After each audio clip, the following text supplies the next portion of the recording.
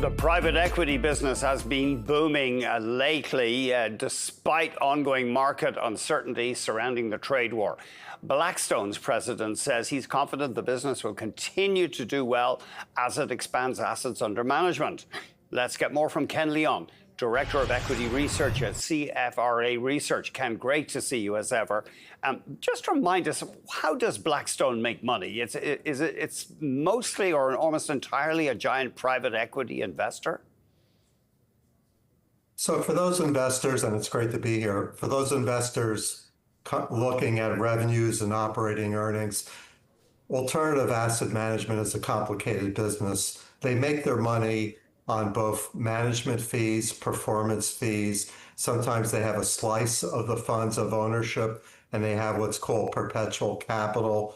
They're also making their money by being diversified in terms of their scale global in each region. But then also they've moved from just the traditional private equity to private credit to real assets such as infrastructure, data centers, energy, and real estate. And of course, moving into areas that, quite frankly, alternative investments haven't been, but we see just a multi-year opportunity. This is why today we upgraded the stock from buy to strong buy. We raised our target to 210. I just see tremendous drivers where broadly more investors are going to be investing in alternatives. Blackstone stock, maybe we could put up a 5-year chart. It hit a record of almost $200 in November of last year. And then it dropped, and April was a low for many stocks, of course. It has rebounded, but why did it drop after late 2024? Yeah, it's a good question. We had elevated rates. There was wide differences of view in terms of public versus private values of companies owned in funds.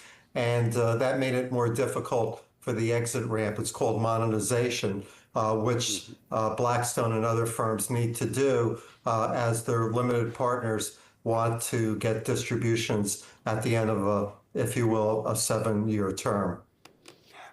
Did deals dry up amid the tariff uncertainty as, for example, the stock market tanked in early April? Yeah, so in terms of monetization, there's a couple ways you can go. One, of course, would be mergers and acquisitions. You sell your business. They were at historic lows in the last 2 years.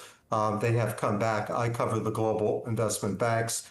A second path is IPOs, really not that attractive. And the third, especially for companies owned in private equity funds, is what's called secondary financings. Really good article in the Wall Street Journal today. We wrote up a big thematic report on this. And what we're seeing is when you got that tension of monetization at the end of these funds, very often a private equity firm will sell to another, or it's an LP selling through firms like Jefferies or Evercore, if you will. So this is becoming a much bigger way of kind of selling at the end of the cycle. And sorry, just give us that again. So obviously the end game is often just take the company public again. So what has happened with the timing of that, Ken? Well, the end game is really distribution to shareholders of capital. So as funds mature or reach, let's say, the 6th or 7th year, they are likely to sell those company-owned investments.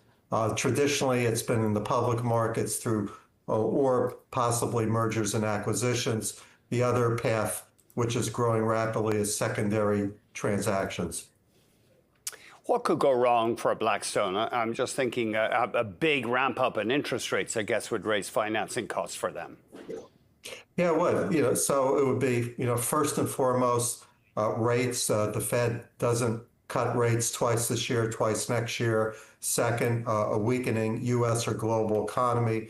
3, a greater dislocation in terms of what Blackstone thinks is its companies or investments are worth versus the public markets. And I think lastly would be that we move back into the dark days of COVID, or even in early April of a risk-off environment.